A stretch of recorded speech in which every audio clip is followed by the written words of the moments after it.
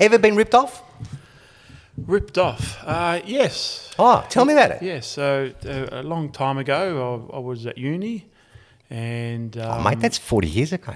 well, I learnt from that lesson, and no one ever ripped me off again. Oh, really? Yeah. It was a friend of mine, and he was a auto electrician. Yeah. And he was into cars and whatnot, and he sort of convinced me that we could buy these crappy old cars, make good on them and spin them out and whatnot. And so it wasn't a lot of money, but I think it was. I do remember the time I just got the quaddie at one of the I think it was a Wednesday or Thursday meeting at the races. Oh, these races, yeah. So quadrella for those that don't know what a quaddie is. Yeah. And I got a really good dividend, and back then that was a lot of money for me. And so I think it was around $500-600 I gave him. Oh, that's big money for an 18-year-old, mate. Yeah, back then. I think it was around, maybe I was 1920, but similar. Yeah, it's big money. So I gave it to him to buy this car. It was supposed to be Harvey's on it and whatnot. Yeah. He did it all up, and then he just kept the car, and I never got anything out of it. Oh, really? Wasn't the car in your name? Nah, I didn't worry about that sort of stuff. Yeah. He was a friend at the time. So from pretty much that day onwards, no longer my friend. Yeah, I can imagine. I got ripped off. I didn't allow him to get ripped off. But when you travel overseas, you can get ripped off like really easy. And I may have mentioned to you last year was my first time that I'd gone to Italy. And my first stop was Milan. And I sort of like promised myself this time around, I'm not going to catch it, taxis and all that sort of stuff. I just want to go and train it, because it's a good experience, because I've heard that the train system in Italy is, nothing but fantastic. Yeah.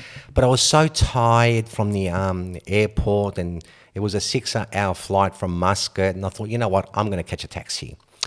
So I said to the taxi driver, how long is it going to take me to this hotel? He said about 40 minutes. Now, I sort of like knew Milan was expensive, but silly me, I didn't ask how much was the fare. But I did notice that the meter wasn't on, which is common in Europe, and those things don't worry me either. But I did say to him, I said, buddy, your meter's not on? Oh, no, I understand. I mean, he understood, but that's fine. I said, I'll sort you out when we get to the hotel.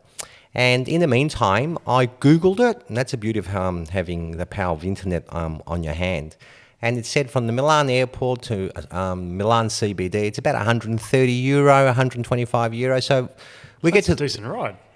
Yeah, well, it's very expensive. It's only like a 25-minute ride. Taxis are very expensive in Europe, mate. They have Uber over there? I think they do. I never used it though.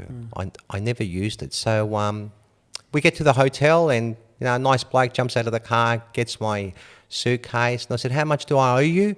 He said to me, €250. Oh, now he understands English. So now he understands it perfectly. And I said to him, "No, that's not going to happen." And he goes, "No, you're going to pay €250. I said, "No, it's not going to happen." I was really nice. I said to him, "Look, I've just Googled it, and it's €130. I'll give you 135 and we'll call it quits." He goes, No. I said, "Mate, you don't want to muck around with me, mate, because I'm Australian. I don't take that sort of rubbish." And he was making a scene.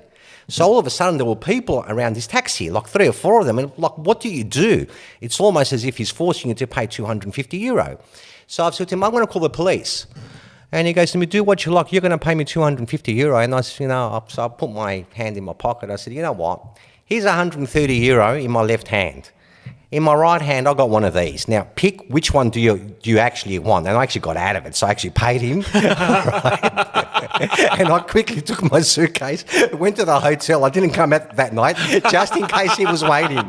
So that's how I nearly had to get, how I nearly got ripped off. And in Greece, many years ago, well before people started using Booking.com, geez, they can spot you from a mile that. That from Booking.com? Not from Booking.com, when not many people were using Booking.com. Oh, right, okay. So when you go into a hotel, I mean, I speak the language, but they can pick you from a mile, And from a mile, I say to them in English, I go, "You don't want to muck around with me, mate. Whatever rate the locals get, I'm going to get to, or else I'm going to go." And you actually have to do the 180-degree U-turn and walk out. And if they come chasing you, they want the business. If they don't chase you, just go to the next hotel. I mean, that's how it works in Greece. It's a bit like dating. Yeah. It's have been something like that too. So no, I can't say I've been ripped off many times, but enough times to have a bit of a laugh. Yeah. So on that topic, right, I have a bit of a rule, and I'm very curious to see how you operate. So there's ripping off, and then there's people in your universe, your network, and whatnot. Are you, when someone does you wrong, disrespectful or stealing or whatnot, are you like one strike and you're out, 3 strikes you're out? No. You're a 7-Eleven open all hours and they can come and do whatever they like? No, I guess. How do you operate? Nah, so I've actually changed. I used to get super frustrated and probably things that would come out of my mouth, which I can't mention now. But what I do now, I actually face up. I said, well, mate, this is what you've done. It's wrong. We need to rectify this ASAP. And if they play dumb, well, I get really upset. And I say to them, oh, well, see you later, bye-bye. And I'll never see them again, period. So does that make you a one strike, you're out? Yeah, I think so. Yeah, because I think they've been dishonest once, and if they don't owe up to it, then you know what? They're going to do it again. And you reckon if they own up to it, they're not going to do it again? They may. I mean, I kind of believe that people do make mistakes. Like this window cleaning guy. I don't mean anything. That's different. That's he's dishonest. upfront. But that's not being dishonest. Right? It's up to him. He's being transparent with you. Whether you agree with his hourly rate and you don't agree with his hourly rate. Yeah. I'm talking about people who, like backstab and... Yeah, and you can go from trivial things to really, Look, if it's I've trivial, had family members that are gamblers and they borrow money and then you never see it again, and all these sort of things. Right? If it's trivial, I sort of like look the other way. I don't want to make a big deal out of it. If it's serious, they won't be seeing me again. It's as easy as that. There's no need to make a movie out of it and have all this drama stuff. No, I wasn't suggesting a big fight or anything of that nature. It was more your conduct. Yeah, well, it's part of life. So some people like the counselling session, a bit like sing kumbaya and look, let's all hold hands and all that sort of stuff. And intervention and I won't do it again and all sort of shit. Others just wipe. So I was just curious how you operate. I mean, once I had a family member that was a fair bit of money involved. I knew I was never going to get it back. I just turned the other way, never saw him again. So simple. Well, sometimes those people are the best investments you ever make. Well, you learn. Because when somebody owes you money, they never come back and ask again. Well, yeah, and I think, look, if a family member asked me for some money, I'd probably say no, because I do lend money. All right, in terms of opportunities, but it's got to go through a lawyer, and I grab security and all that sort of stuff. So if something goes wrong, I'm never out of pocket. Yeah, it's very hard to do that to a family member. It is. It's really hard. I'd rather give it to them and tell them, you know what, here it is. Just don't worry about it. I don't need it. Take it, because you're just never going to get it back. No. That's the way that I see it. Sounds like you've had some bad experiences. I'm very harsh in that regard. I'm almost I trust nobody until you earn my trust, and then if I see 1 ounce of distrust, I wipe.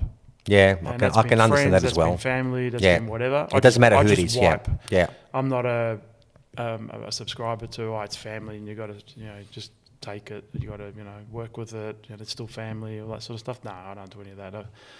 I'm a pretty honourable guy, and I'm trying very hard not to do the wrong thing by anybody, and I expect the same in return. And if I don't get it back in return, then I cut up rough and wipe. I mean, some people are just scumbags. They are. They're just scumbags. And some of them happen to be in your family, some of them don't. But that's true. The scumbags are not immune to families are not families. So so just curious. So the fact you brought up about being scammed. Have you ever been scammed? Scam, no. No. Well, I've had a little bit of credit card scam, but I don't even know who that is. Yeah. Both Jody and I did a little bit of online shopping, and then all of a sudden these things keep coming through our credit cards. But thankfully, NAB just reversed them, got our money back, and you've got to go through the process with NAB. But it's a pain in the ass because you got to get a new card, and you think, all right, what are all the direct debits I've got on that card? And do you know once you're so right about that. It happened to me, I think, about 1.5 years ago, and I had to change cards. So all of a sudden, I had to look at all my subscriptions. So it was from Netflix to this to that to Stan to Optus, Foxtel. I'm thinking, really, Spotify. and I'm paying. You know what? The best thing that ever happened to me was that scam because I never subscribed again. It's ridiculous. Let's watch this. Let's. It all just piles up. So that's the only benefit of being scammed. Yeah. But you got to be really careful. You do. But online stuff, like, it's very hard to be careful. Some of these sites, like you could try and go to trusted sites and put your credit card details online, that sort of stuff. It's risky, but thankfully the Australian banks are really good at protecting you in that regard. And I know they take provisions on their balance sheet all the time for this, for fraud, so that they can reimburse for. I love it when you're overseas and you're trying to pay for something, petrol or whatever it is, and you pull out your card so you can pay, and the machine's not working. And I said, just go inside and turn it on, mate. I've been around here so many times. Just turn it on because I've got no cash on me. And he goes, no, it's not working. I said, just go inside. They can have it come back to you. You know what? It's working now. I said, you've got to be kidding me. You just love to because they just want cash. Yeah. They all want cash. Do you remember back in the day before we had machines? You give your credit card and you'd have those swiper machines and they go. Oh yeah, they did. Yeah, you're Fraud right. was worse then because all your credit card details were on. Was that on swipe it. thing. Yeah. And then they could just swipe and use the number. And then you could do telephone orders and you could do this with the card number and so forth. Right. So it's actually a little bit safer through technology. Outside of very smart pirates out there that somehow through these online portals get details, hack into them and so forth. But how do you feel when we had the GFC? Mm-hmm. It's going back 16 or 17 years ago. Yeah, if not longer, Yeah. How do you feel? Are you aware of the government guarantee with our deposits in our banks? I'm aware of them. I wouldn't say I'm all over. So the it. government guarantees you 250,000. Yes, right. They did that through the GFC. Yeah, it was $1 million actually. Yeah, but it's to encourage people not to take their money out of the bank because there was a mad rush on older people trying to take cash and put it in their beds, right? Yes. So years after. In Europe, Cyprus, anything over €100,000, they just confiscate everything because they were so much in debt. Europe was just burning in debt. I'm just wondering if that's ever going to happen here. I don't think so. Are you aware of in New Zealand? We've got the strongest banking system in the world. As long as our assets hold up? But we don't, our banks don't go to the lending extremes that some of these overseas banks do. You look at the US. True. If we talk about AI sometimes. Yeah. If you go to one of those AI platforms and just ask the question, of all the American banks, if there was a credit default, which one's most likely to, and it will spit you out a whole detailed synopsis as to which ones and why and how, and you look at their debt structures and what their products and what they're doing and whatnot. It's a disaster. Our banks don't get into that stuff. I know we spoke about CBA and their share price and whatnot. Well, that's got nothing to do. I mean, that's with the performance of the shares. Yeah. But then you will talk about the growth aspects, right? Because they don't do all this exotic stuff that the US banks do. That's why they're valued so much.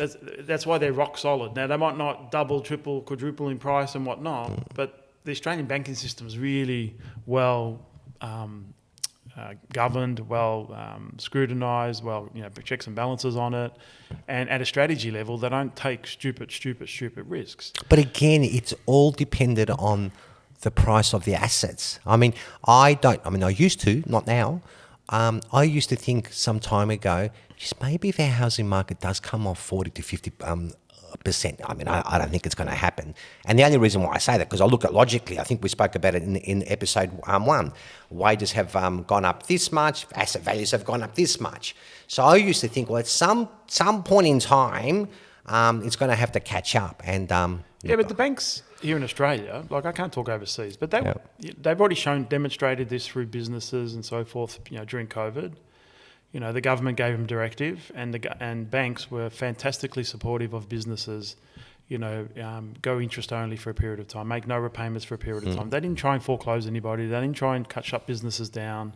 They supported industry through it. Granted that they've learned their lesson. And as long as people could make their repayments on their homes, they would do the same through a property crisis, in my opinion.